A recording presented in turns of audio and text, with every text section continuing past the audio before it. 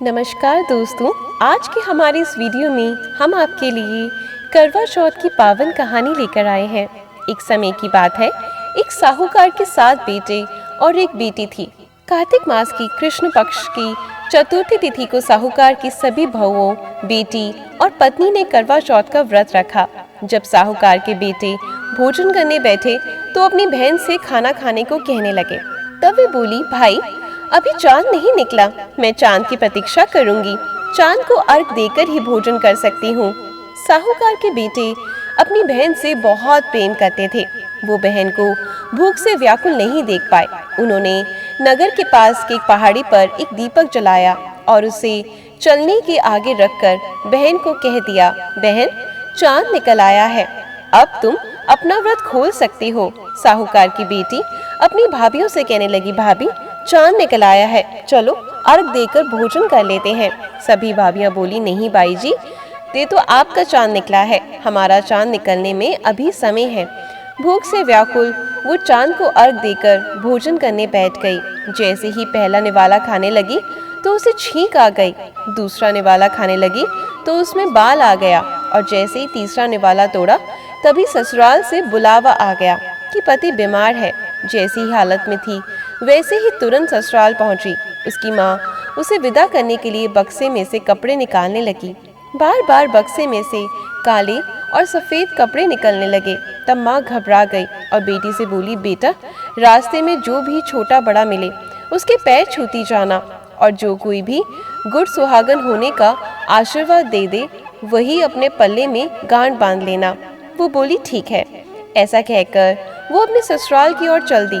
चलते चलते रास्ते में उसे जो कोई भी मिलता वो उन सबके पैर छूती।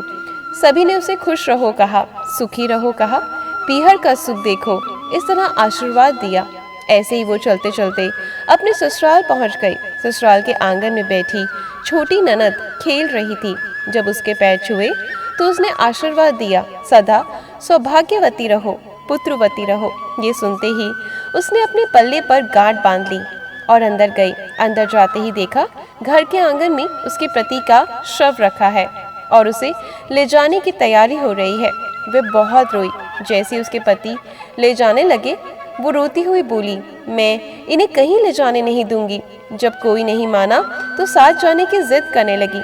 उसकी जिद के आगे हार कर सबने कहा, ले चलो, इसको भी साथ ले चलो। और ऐसा करते हुए वो साथ साथ चली गई। अंतिम संस्कार का समय हुआ तो वो बोली, मैं इन्हें नहीं जलने दूंगी। ये देखकर सब कहने लगे, पहले तो अपने पति को खा गई, अब उसकी मिट्टी भी खराब कर रही है। लेकिन वो नहीं मानी, अपने पति को लेकर बैठ गई और रोने लगी। ये देखकर सभी बड़ों ने निर्णय लिया, इसकी यहीं पर एक झोपड़ी डलवा दो। वो उस झोपड़ी में अपने पति को लेकर रहने लगी। पति की रोज साफ सफाई करती, उसके पास बैठी रहती। दिन में 2 बार उसकी छोटी ननद खाना देने आती। वे हर करवा चौथ पर व्रत करती, चांद को अर्घ देती और चौथ माता की कहानी सुनती। जब चौथ माता प्रकट होती हैं और कहती हैं, कर बोले भाइयों की प्यारी कर बोले, घड़ी बुखारी कर बोले, तो वो चौथ माता से अपने पति के प्राण मांगती है। लेकिन वो उसे कहती हैं, हमसे बड़ी चौथ माता आएंगी तब उनसे अपने पति के प्राण मांगना। एक एक करके सभी चौथें आई। सभी ये कहकर चली गई। अब अश्विन की चौथ माता बोली, तुझसे कार्तिक की बड़ी चौथ माता नाराज है, वही तेरे सुहाग तुझे लौटाएंगी, तो उनके पैर मत छोड़ना और करवा चौथ पर सुहाग का 16 श्रृंगार सामान तैयार कर लेना। जब कार्तिक की बड़ी करवा चौथ आई तो उसने अपनी छोटी ननद से 16 श्रृंगार का सामान मंगवाया। जब सास को ये पता चला तो वो बोली, ये पागल हो चुकी है, ये जो मांगती है दे दो।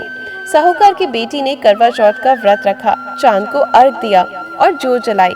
जब चौथ माता प्रकट हुई तो बोली, कर बोली, भाइयों की प्यारी कर बोले, दिन में चांद उगाने वाली कर बोले, घनी बुखारी कर बोले। उसने उनके पैर पकड़ लिए और बोली, माता मुझे मेरा सुहाग वापस कर दो। तब चौथ माता बोली, तू तो बड़ी भूखी है, 7 भाइयों की प्यारी बहन है, सुहाग का तेरे लिए क्या काम। तब वो बोली, नहीं माता, मैं आपके पैर तब तक नहीं छोड़ूंगी जब तक आप मेरा सुहाग वापस नहीं करती।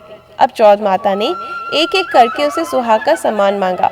उसने सुहाग का सारा सामान चौथ माता को दे दिया। तब चौथ माता ने अपनी आँख से काजल निकाला, नाखूनों से मेहंदी मांग से सिंदूर और उसे कड़वे में घोलकर छोटी उंगली का छींटा दिया, जिससे उसका पति जीवित हो गया। चौथ माता जाते जाते उसकी झोपड़ी पर लात मार गई, जिससे उसकी झोपड़ी महल बन गई। उसका पति जीवित हो गया। जब छोटी ननद खाना लेकर आई तो देखा भाभी की झोपड़ी की जगह महल खड़ा है। वो दौड़ी दौड़ी छोटी ननद के पास आई और बोली, भाई साहब, आपका भाई वापस आ गया है, जाओ सासू जी से कहो गाजे बाजे से हमें लेने आए। छोटी ननद दौड़ी दौड़ी माँ के पास गई और बोली, माँ, भैया जिंदा हो गए हैं। माँ बोली, भाभी के साथ तेरा भी दिमाग खराब हो गया है। वो बोली, नहीं माँ, मैंने देखा है, सच में भाई जिंदा हो गए हैं। सभी घर वाले गाजे बाजे के साथ अपने बेटे को लेने पहुंचे। बेटे को जिंदा देखकर सास बहू के पैर छूने लगी और बहू सास के पैर छूने लगी। बहू बोली, माताजी देखो, आपका बेटा वापस आ गया है। सास बोली, मैंने तो इस बेटे को साल भर पहले ही भेज दिया था, ये तो तेरे भाग्य से वापस आया है। चौथ माता, जैसा दुख आपने साहूकार की बेटी को पहले दिया वैसा किसी को मत देना। जैसे बाद में उसके सुहाग का वरदान दिया, वैसे ही इस कहानी को कहते सुनते और हुकारा भरते सब लोगों पर अपनी कृपा करें। जय चौथ माता। आप भी व्रत के दिन इस कहानी को ज़रूर सुने।